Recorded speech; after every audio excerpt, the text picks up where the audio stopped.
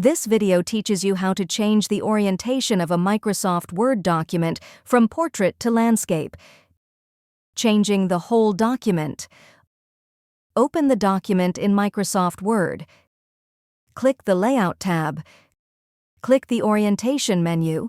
A drop-down menu will appear. Click Landscape. The entire document is now in landscape mode. Changing one page. Click the cursor at the beginning of the page you want to rotate. Click the Layout tab. Click the Breaks menu. A list of various types of breaks will appear. Click Next Page. Click the Layout tab again. Click the Orientation menu. Click Landscape.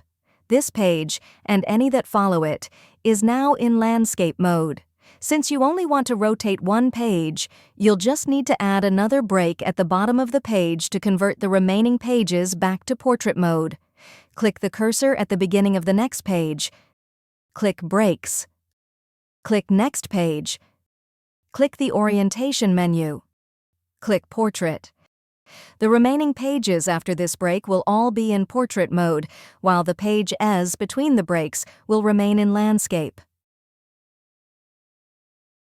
If you found this video helpful, please click the like button and subscribe to our channel for even more helpful tutorials.